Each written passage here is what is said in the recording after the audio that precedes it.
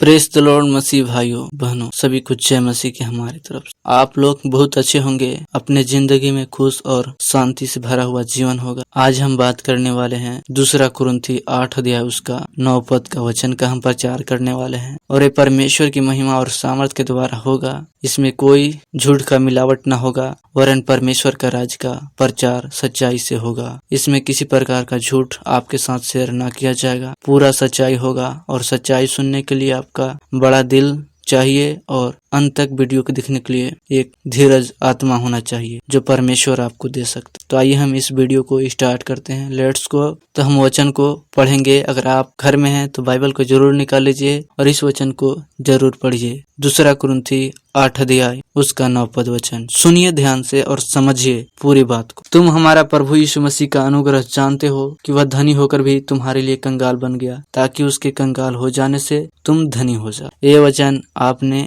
बार बार पढ़ा होगा, अपने कलीसिया में सुना होगा, अपने अगुओं से सुना होगा। और ये आपको यहाँ तक सीमित नहीं रहता है कि आपने केवल सुना होगा। आपका पास्टर आपको इस वचन का अंगीकार करने के लिए भी कहता होगा और आप अंगीकार इसे करते होंगे और अपने घड़ी में इस वचन को याद करते होंगे और कहते होंगे कि तुम हमारा प्रभु यीशु मसीह का अनुग्रह जानते हो कि वह धनी होकर भी तुम्हारे लिए कंगाल बन गया, ताकि उसके कंगाल हो जाने से तुम धनी हो जाओ।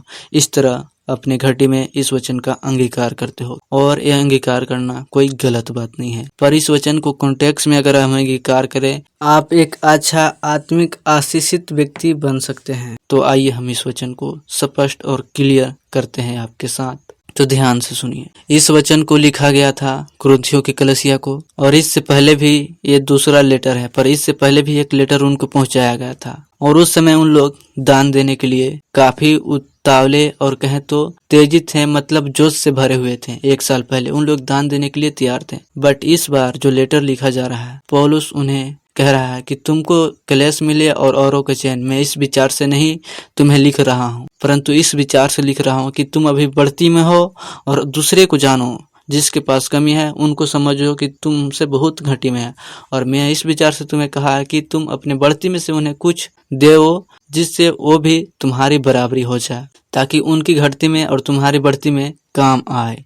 पौलुस ये समझा रहा था कुरिन्थियों कलीसिया को। और फिर पौलुस यहाँ तक सीमित नहीं रहता है, पौलुस और बातों को बढ़ाता है और कहता है कि तुम नहीं जानते हो मकिदुनिया के कलीसिया के बारे में, कि उन्होंने अपनी घाटी में भी उन्होंने उस काम को किया है। उन्होंने दरिद्रता और कंगालपन भी उन्होंने उस काम को किया है जो एक धनी व्यक्ति नहीं कर रहा है, क्योंकि कुरिन्थियों के कलीसिया सच में धनी थे, जिसके वजह से पौलुस उन्हें मकिदुनिया के कलीसिया को उदाहरण देता है और कहता है तुम नहीं जानते हो कि मकिदुनिया कलीसिया कैसी थी। उन्होंने दरिद्रता और कंगाल पर भी उन्होंने लोगों के साथ भलाई किया, उन्होंने दान दिया, उन्होंने सब काम किया जो परमेश्वर के वचन के कलाम के अनुसार होना चाहिए था, उन्होंने किया। और इस वचन को पूरा किया कि तुम हमारा प्रभु यीशु मसीह का अनुग्रह जानते हो कि वो धनी होकर भी तुम्हारे लिए कंगाल बन गया, ताकि उसके कंगाल हो जाने से तुम धनी हो जाओ। पूरा किया मकिदुनिया के कलीसिया। अगर आज कोई व्यक्ति कहता है कि मैं धनी हूँ, मैं अमीर हूँ, यीशु मसीह के वचन को, इस वचन को अंगीकार करके, और लोगों के साथ वो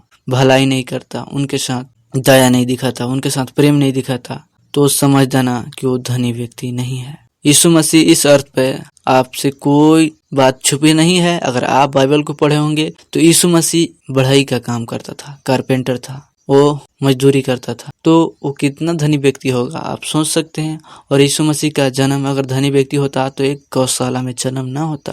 तो इस अर्थ पे यीशु मसीह गरीब ही था। इस बात को आपको विश्वास करना होगा कि वो गरीब था। और अब धनी वो कैसे हो गया, इस बात पे आपने कभी गौर किया कि वो धनी कैसे हो गया? तो धनी होने का कारण यही है कि उसने लोगों के साथ भलाई किया, उसने लोगों पर दया दिखाया, उसने लोगों के साथ प्रेम किया। यही बात उसको धनी बना देता है और यही उसका अनुग्रह है। अगर आज तुम अनुग्रह लोगों पर करते हो तो आने वाले समय में आप भी धनी व्यक्ति बन सकते हो। तो आप केवल अमीर बनने के लिए इस वचन का अंगीकार ना करो। अगर अमीर बनना चाहते हो तो लोगों के साथ भलाई करो। पौलुस ये भी कहता है कि यदि कोई धनी बनना चाहता है तो भले कामों में धनी बने। तो आप लोगों के साथ भलाई करें, जिससे आप धनी बन सकते हैं। अन्यथा आज का पास्टर आपको एक वचन इस तरह नहीं बता सकता कि अगर आपको धनी बनना है तो आप इस वचन का अंगीकार करें, बस आप धनी बन जाएंगे। पर धनी आप नहीं बनते। अगर आपके पास ज्यादा पैसा है तब भी आप धनी व्यक्ति नहीं है। आप अगर लोगों के साथ भलाई करते हैं तभी आप धनी व्यक्ति। आपको मैं उदाहरण देना चाहूंगा लाजरस और धनवान व्यक्ति का। लाजर जो था धनवान के यहाँ से चूर-चार उसके चूरन को खाया करता था, जो उसके मेज से गिरा करता था, पर उसने अपने समय में उसने अपने चीजों में से कुछ ना दिया, जिसकी वजह से उसे नरक में जगह मिला और एक बूंद पानी के लिए तरस गया। और लाजर अब्राहम के गोद में था और लाजर से पानी मांगता है, पर क्या उसे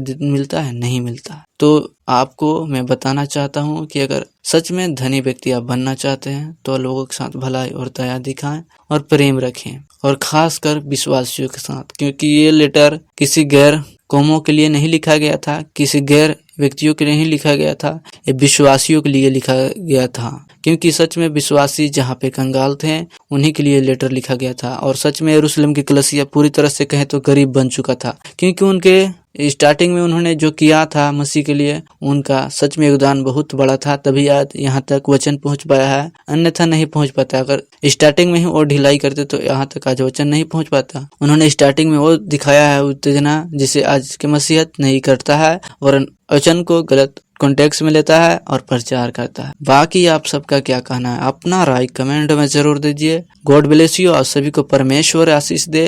फिर मिलेंगे किसी नेक्स्ट वीडियो में, तब तक के लिए बाय।